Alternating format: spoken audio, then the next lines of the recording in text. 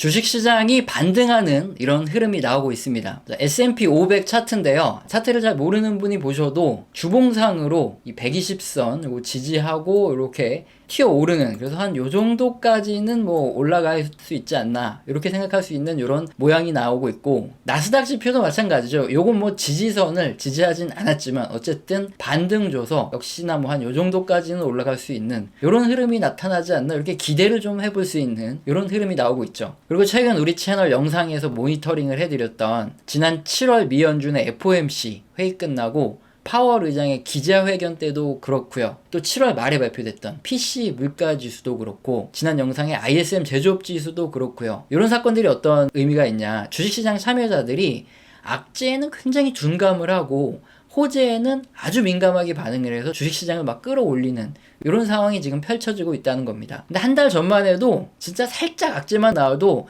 주식시장이 막 급락하고 그랬는데 지금 시장의 분위기가 완전히 바뀌고 있다 이거죠. 그동안의 영상을 보시면 아시겠지만, 보신 분들은 아시겠지만 우리 채널에서 하반기에 반등 한번 줄 거다 계속 말씀을 드려왔는데, 갑자기 뭐 6월 7월 되면서 그동안 잘 버텨온 전문가분들이라든가 아니면 유튜브 채널들에서 갑자기 인플레이션이 너무 심해졌다 하면서 손절 때려라, 매도해라, 뭐 이런 식으로 말하는 분들이 점점 늘어났었어요. 그래서 좀 조마조마했던 게 사실인데, 근데 다행스럽게도 지금 시장 참여자들의 분위기도 그렇고 다수 경제 지표들도 그렇고 하반기에 반등할 가능성이 높다, 이렇게 말해주고 있어서 아주 다행스럽습니다. 그럼에도 불구하고 뭐 영상을 처음 시청하신 분들이나 최근 시청하신 분들이 계실 수 있기 때문에 이 말씀을 해드리면, 지금은 실물 경기가 요 맨 꼭대기죠. 정점을 지났어요. 그래서 요 둔화 영역에 있기 때문에 하반기 주식시장이 반등을 하게 된다 하면은 이때는 어쨌든 주식의 비중을 줄여야 하는 시기이기 때문에 잘 팔고 나오자, 이런 의견도 반복적으로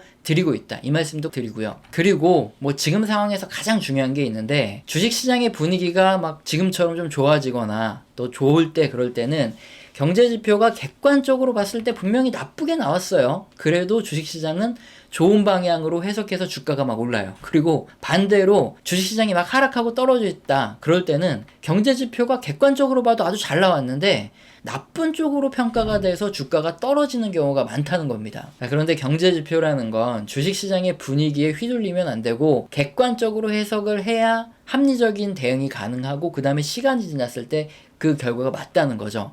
그래서 지금 주식시장의 분위기가 슬슬 바뀌고 있고 앞으로도 분위기가 좋아진다고 해도 발표되는 경제지표에 대해서는 제가 객관적으로 말씀을 드리겠다, 이거죠. 시청자님들 각자 지금 상황이 틀리다는 거죠. 그래서 뭐 긍정적이라든가 부정적인 어느 한 방향으로 제가 치우쳐서 누군가가 꼭 듣고 싶은 이야기만 해드리면 그럼 안 되기 때문에 제가 객관적으로 말씀을 드리겠다, 말씀을 드리는 거고. 자, 그럼 오늘도 발표된 중요 경제 지표들을 보면서 실물 경제는 지금 어떻게 흘러가고 있고, 그럼 우리의 투자의 대응은 어떻게 하는 게 좋을지 한번 생각을 해보도록 하겠습니다. 먼저 이번 달 8월 2일에 미국의 실물 경제를 파악하고 또 주식시장의 중장기적인 이런 흐름, 이런 것들을 예측하는데 아주 중요한 JOLT 보고서가 미국 노동통계국에서 발표를 했습니다. 우리나라 말로 JOLT를 풀어보자면 고용 및 이직률 보고서, 이렇게 되겠죠. 자, 그런데 무슨 고용 및 이직률 보고서가 어떤 의미가 있고 어떻게 조사되고 이런 걸 구구절절히 제가 다 설명을 하면 듣는 여러분이 굉장히 짜증이 나죠. 그래서 바로 발표된 지표를 똑같이 보면서 실전 적용에 대해서 바로바로 풀어서 설명을 드릴게요. 미국 노동통계국의 구입 및 이직률 보고서에서 우리가 가장 먼저 봐야 할 지표는 지금 보여드리는 변동성이 뭐 작황이라든가 아니면 날씨에 따라서 굉장히 큰 농업 부분을 제외한 비농업 부분의 나머지 전산업 부분의 구인 건수, 즉 비농업 구인 건수 지표라는 거거든요. 이 지표가 가장 먼저 봐야 될 중요한 지표인데, 자, 그럼 이 지표로 실전에서 어떻게 우리가 실물 경제를 판단하고 주식 투자를 하냐 하면 상식 그대로 생각을 하면 됩니다. 실물 경제가 아주 좋고 호황이 계속된다, 그러면 전산업 부분에서 구인 건수를 계속 늘리죠. 당연히 인원을 많이 뽑아야 되니까. 그래서 호황이고 뭐 경제가 좋아진다 그러면 구인 건수가 계속 증가하는 흐름이 나오는 게 상식이죠. 그래서 지난 2009년이나 2020년 이 하반기부터 보시면은 비농업 구인 건수가 저점 딱 찍고 계속 증가하는 이런 흐름이 나타납니다. 이게 실물 경기가 저점 찍고 이제 회복으로 들어가고 상승하는 구간이구나, 이걸 바로 알 수 있죠. 이런 구간에 주식 투자를 하면은 손실을 볼 확률보다 수익을 볼 확률이 높겠죠. 경기가 회복되고 상승하는 이런 영역이기 때문에 당연합니다. 하지만 이런 실물 경기가 호황을 막 지났어요. 그래서 점점 둔화로 간다, 그 다음에 침체로 간다 그러면은 기업들에서 하는 것들은 뭐죠? 가장 먼저 구인 건수를 먼저 줄이죠. 사람을 자르기 전에 신규 채용을 줄이는 게 우선이기 때문에 뭐 당연할 텐데요.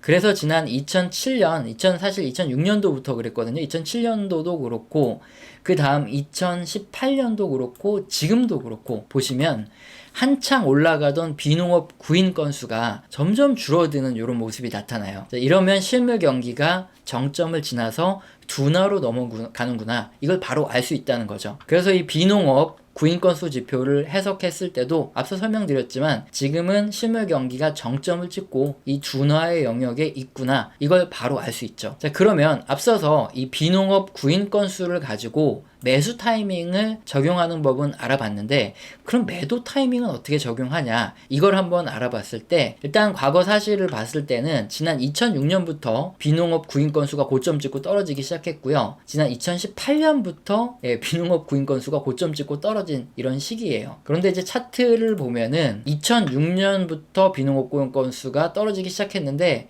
근데 거의 한 2년 동안 2007년 말까지 S&P 500 지수가 쭉 올라가는 이런 상승장이 나왔고, 마찬가지로 2018년부터 비농업 고용 건수가 떨어지기 시작했는데 S&P 500 지수를 보시면 역시나 2020년 시작이 되기 전까지 주식시장이 상승하는 흐름이 나타났다, 이걸 볼 수 있죠. 자, 그래서 우리가 과거 역사를 봤을 때 알 수 있는 건 뭐냐, 비농업 구인 건수가 고점 찍고 이렇게 하락을 하기 시작하면 그 다음 한 2년 내에는 이렇게 경기 침체가 오고 주식시장이 폭락하는 이런 사건이 발생할 가능성이 굉장히 높다, 이거고요. 자, 그리고 뭐 딱 2년 후에 터진다 이러면은 주식 투자하기 얼마나 좋겠습니까? 그게 아니라 곧바로 터질 수도 있고, 뭐 1년 후에 터질 수도 있고, 6개월 후에 터질 수도 있고, 뭐 1년 반 있다가 터질 수도 있고, 거의 랜덤으로 이렇게 터진다, 이거예요. 자, 그래서 우리 채널에서 경제지표를 처음 보고 접한 초보자분들이 많이 겪는 실망이 어쩌면 뭐 이런 부분이기도 한데, 경제지표라는 걸 처음 접하신 분들이 이런 착각을 해요. 아, 경제지표만 딱 보면 주식시장을 뭐 거의 최고점 근처 고점에서 정확하게 맞춰주고, 뭐 최저점이나 저점에서 정확하게 맞춰주는 이런 마법의 도구가 경제지표구나, 아, 이런 걸 진작 알았어야 되는데, 이렇게 착각을 하고 있다가 제가 이런 설명을 드리고 나면, 아, 이거 뭐 2년 내에 그 다음에 뭐가 터진다 그러니까 이게 무슨 소용이 있냐 하면서 실망을 하는 경우가 굉장히 많은데, 실전 적용해서 매도 타이밍에 대해서 적용하는 법은 이렇다는 거죠. 요 박스층 구간들처럼 이렇게 구인 건수가 고점을 찍고 하락을 하기 시작하는 게 확실해지면은 그때부터 조심해서 투자를 하는 겁니다. 뭐 그동안에 경기가 쭉 좋아질 때 이런 지표를 봤을 때는 장기 투자 방식을 투자해도 괜찮죠. 하지만 이렇게 고점 찍고 떨어진다 그러면 이제 단기 투자 방식으로 바뀌는 거죠. 그래서 손절 라인을 딱 지켜서 떨어지면 매도를 하는 이런 단기 투자로 바꾸고, 또 수익이 난 종목들은 일정 이상 계속 비율적으로 매도를 해 나가야 되겠죠. 이걸 뭐 분할 매도라고 부르는데, 이게 정석적인 대응이 됩니다. 자, 그렇게 하면은 주식시장의 최고점에서 경제지표가 매도할 수 있게 말을 해주진 않죠. 또 최저점에서 뭐 그걸 정확하게 찝어주는 게 경제지표가 아니죠. 하지만 이렇게 무릎에서 사고 어깨에서 팔 수 있기 때문에 이 정도 구간에는 이 경기 한 사이클에서 수익을 볼 수 있다. 이게 경제지표를 활용한 투자의 가장 정석이 되겠죠. 그런데 굉장히 아쉬운 건 올해는 이런 정석 따위가 통하지 않는 이런 시장이었다는 거죠. 그림 보시면 비농업 구인 건수가 고점을 찍고 하락하기 시작한 게 나온 시점은 올해 4월부터예요. 그리고 여기 변동성이 굉장히 크기 때문에 이게 바로 떨어졌다 그래서 아, 이게 추세적으로 꺾이는구나, 이건 모르죠. 두세 달 정도는 확인을 해야 되는데, 그러면은 뭐 6월 또는 7월 이 지표들을 전부 다 확인을 해야 아, 지금처럼 추세적으로 떨어지는구나, 이걸 확인하게 되는데, 그렇다면 뭐 전달이나 뭐 이번 달 정도 됐을 때 아, 이게 추세적으로 꺾였구나, 이걸 확인할 수 있다는 거죠. 그런데 주식시장은 어떻습니까? 2022년 초 또 작년 말부터 이미 고점 찍고 떨어지기 시작했다는 거죠. 한마디로 실물 경제가 굉장히 좋을 때 이미 주식시장이 급락하기 시작했다는 거예요. 그래서 많은 분들이 물려 있을 수밖에 없는 이런 상황이고, 뭐 물론 저도 못 팔고 분할 매수 민기적대고 하고 있다가 못 팔고 물려있다. 이게 솔직하게 말씀드리고 있죠. 뭐 그럼에도 불구하고 객관적으로 이 지표를 설명을 해드려야 되기 때문에 어쨌든 미국 노동통계국의 졸트 구인 및 이직률 보고서 이 지표에서 발표된 가장 중요한 비농업 신규 구인 건수 지표, 요거를 객관적으로 살펴보면 2022년 현재는 증가하던 구인 건수가 고점 찍고 떨어지고 있기 때문에 앞으로 2년 내에 뭐 정확하게 언제 떨어진다 이건 모르겠지만 경기 침체가 되고 주식시장이 폭락할 가능성이 높다. 이게 객관적인 의견입니다. 그래서 지금 주식시장이 하반기에 반등할 가능성이 커지고 있는데 지금 좀 이따 좀 자세히 설명드리겠지만 어쨌든 그럴 때는 주식의 비중을 줄이는 게 정석적인 투자의 방법이 되겠죠. 단기적으로 더 치고 올라갈 수도 있겠지만 그거 먹으려고 욕심 부리다가 경기 침체 오고 주식시장이 폭락해버리면은 자시될 수도 있죠. 그렇기 때문에 주의를 해야 되는 거고요. 그럼 졸트 보고서에서 다음으로 살펴봐야 될 주요 경제지표는 앞서 살펴본 비농업 구인 건수와 비농업 고용 건수의 차이입니다. 그림의 이 실선, 요게 비농업 구인 건수 아까 살펴본 거고요. 이 점선이 비농업 고용 건수입니다. 이 차이를 보시면은 굉장히 중요한데 2009년도부터 한번 볼게요. 이렇게 경기가 최악의 침체 상황을 겪고 점점 회복이 되는 이 초입의 구간 보시면은 비농업 구인 건수가 굉장히 낮아요. 그리고 고용 건수보다 오히려 더 낮은 이 상태가 나옵니다. 이 말은 뭐냐면은 경기가 침체되어 있는 상황에서는 당연히 기업의 입장에서도 구인 건수를 확 줄여버리겠죠.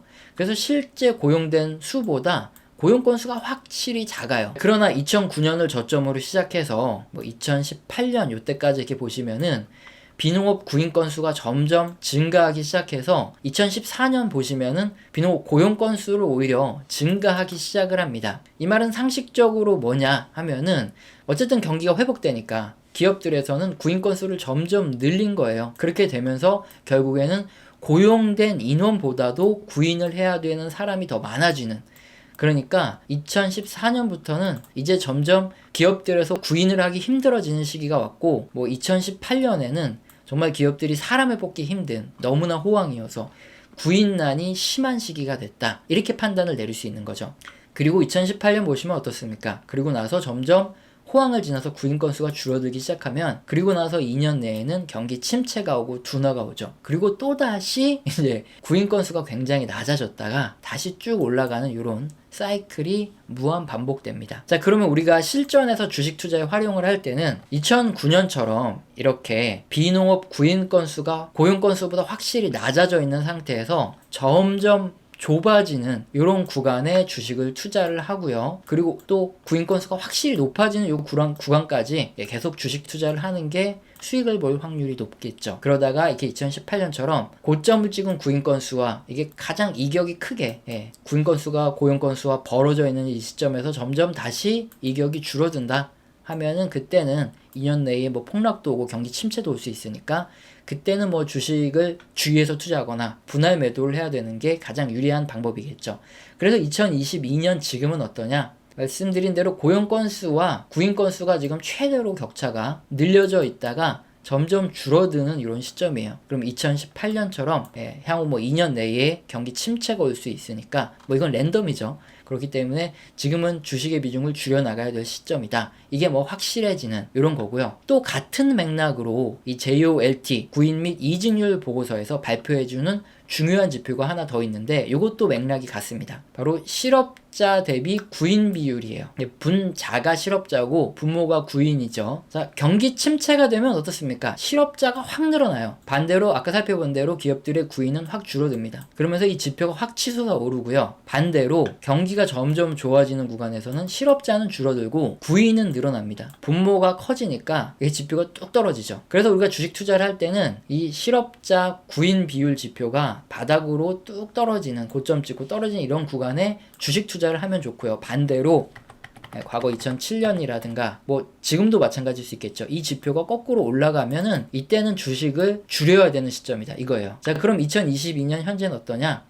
저점으로 뚝 내려왔죠. 그렇기 때문에 주식 투자할 시기는 지났고 이제 주식의 비중을 줄여야 될 시기다. 이게 객관적인 해석이겠죠. 뭐 그럼에도 불구하고 올해는 참 이게 어려운 시장인 이유가 이 지표만 봐도 알 수 있죠. 보통 과거에는 어떠냐면 이 지표가 올라가고 나서 한참 있다가 주식시장이 막 폭락하고 침체가 오고 그랬어요. 근데 지금은 어떠냐면 이 지표가 뚝 떨어졌어요. 아주 좋아요. 올라가지도 않았는데 이미 주식시장이 먼저 급락을 했기 때문에 이제 주식 투자하기 굉장히 어려운 구간이 올해 구간이 맞습니다. 그럼에도 불구하고 하반기에 왜 주식시장이 반등할 가능성이 커지고 있냐? 그러니까 원자재 가격이 굉장히 높았기 때문에 인플레이션이 심화가 됐는데 지금 이게 CRB 원자재 가격 지수라는 건데 이게 뭐 욕이 아닙니다. 네.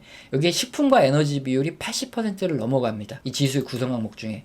이 지표가 고점 찍고 떨어진다. 이 말은 식품과 원자재 가격이 계속 떨어지고 있다. 인플레이션을 심하게 일으켰던 요인들이 둔화되고 있다. 이 소리고요. 그리고 바로 이전 시간에도 살펴봤지만 제조업의 물가 지수가 진짜 확실히 꺾여 내려가는 이런 모습이 나타나고 있고 또 그동안에 인플레이션을 부추겼던 이게 뭡니까? 공급 지연, 공급 대란 문제인데 이것도 지금 거의 다 해소되고 있다. 이런 지표들이 나오고 있어요. 이렇게 인플레이션이 점점 둔화되는 지표들이 나오고 있기 때문에 금리 인상 속도가 하반기엔 점점 둔화될 가능성도 커지고 있죠. 자, 그렇기 때문에 투자자들의 입장에서는 이제까지 주식시장을 폭락시키고 억눌렀던 이 핵심 요인, 인플레이션도 그렇고 미연준의 기준금리 문제 이런 것들이 점점 해소가 되고 있기 때문에 우리가 앞서 살펴본 대로 투자자들의 심리가 지금 굉장히 긍정적으로 변하면서 주식시장의 흐름도 굉장히 좋아지고 있어요. 그래서 하반기에 반등할 가능성이 점점 높아지고 있다. 이게 굉장히 긍정적인데 하지만 오늘 살펴본 미국 노동통계국의 구인 및 이직률 보고서 이 지표들은 중장기적인 흐름을 설명해주고 있죠. 앞으로 2년 내에 경기 침체가 오고 주식시장이 폭락할 가능성이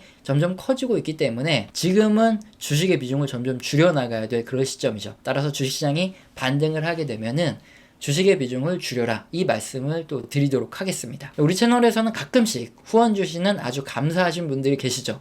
그래서 제가 너무나 감사해서 감사합니다라는 말로 때우지 않고 한 달 교육을 진행 중에 있습니다. 영상 하단에 설명란 읽어보시고 해당된다 하시는 분은 꼭 메일 주시길 바랍니다. 오늘 영상도 마음에 드셨다면 구독과 좋아요는 꼭 눌러주시고 지속적인 시청 부탁드립니다. 감사합니다.